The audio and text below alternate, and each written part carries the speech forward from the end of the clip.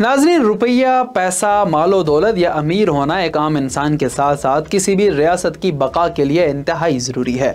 माशी तौर पर जो रियासत मजबूत या मुस्तहकम ना हो तो आपने सुन रखा होगा कि फ़लाँ का दिवालिया निकल गया। इसी तरीके से रियासतें भी दिवालियापन का शिकार हो जाती हैं। आज हम बात करेंगे कि एक मुल्क के डिफ़ॉल्ट कर जाने से या दिवालिया होने से क्या मुराद है। दिवालिया होने के बाद इस मुल्क में क्या सूरत हाल पैदा होती है या अब तक कितने ममालिक दिवालियापन का शिकार हो चुके हैं। श्रीलंका में दिवालिया होने के बाद क्या सूरत हाल पेश आई थी। पाकिस्तान को किस हद तक इस खतरे का सामना है। हाल में दिवालियापन की इस तरह श्रीलंका की हुकूमत ने 21 अप्रैल 2022 को इस्तेमाल करते हुए कहा था कि इनका मुल्क मुकम्मल तौर पर इक़्तिसादी तौर पर यानी कि डिफ़ॉल्ट का शिकार हो चुका है। नाज़रीन, इक़्तिसादी माहिरीन का कहना है कि आलमी उफ़क़ पर एक मुल्क उस वक्त दिवालिया होता है जब इसके ज़र मुबादला के ज़ख़ायर इसके बैरूनी कर्ज़ों से कम हो जाएँ।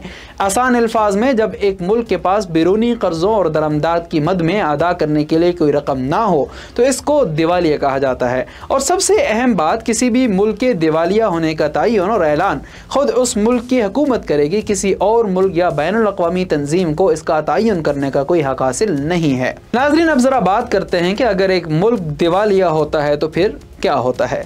एक मुल्क के दिवालिया होने के बाद सबसे पहला वार इसकी करेंसी पर होता है। दूसरे अल्फाज में, इसकी करेंसी बहुत हद तक गिर जाती है। करेंसी की कदर में गिरावट की बदौलत इस मुल्क को दरमदाद के लिए पहले से ज़्यादा और ख़तीर रकम चाहिए होती है।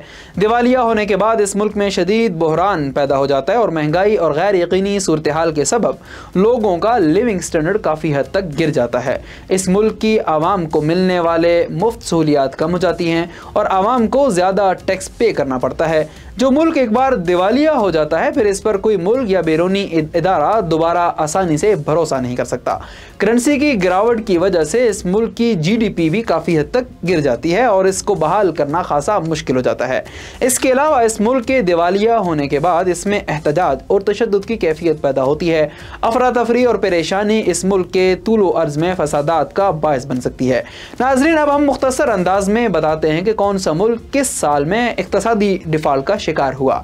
अगर हम माजी के औराक का मुताला करें तो हमें मालूम होता है कि बहुत से ममालिक दिवालियापन का शिकार हुए हैं। इस हवाले से सबसे पहला नाम मिस्र का आता है। कदीम व अजीम तहजीब व तमद्दुन का मालिकी मुल्क 1880 की दहाई में मुकम्मल तौर पर डिफ़ॉल्ट का शिकार हो गया था।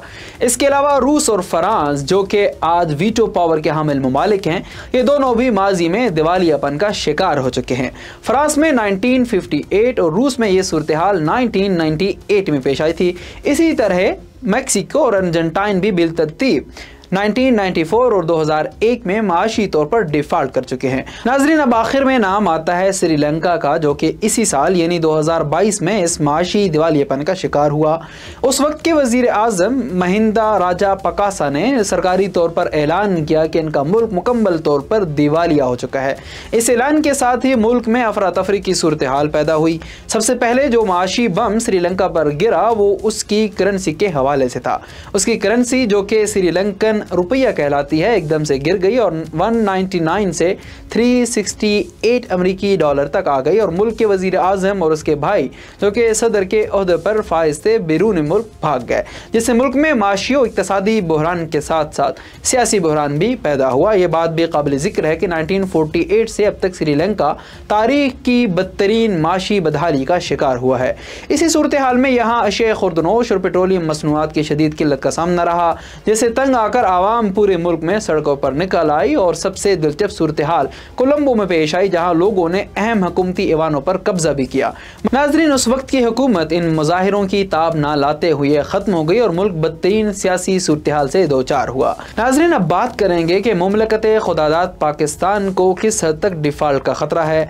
नाज़रीन, आजकल आपने ज़रूर सुन रखा होगा कि पाकिस्तान दिवालिया होने जा रहा है या पाकिस्तान माशी तौर पर डिफ़ॉल्ट करने जा रहा है। इस हवाले से अपोजिशन के लोग ज़ोर व शोर से तकारीर भी कर रहे हैं।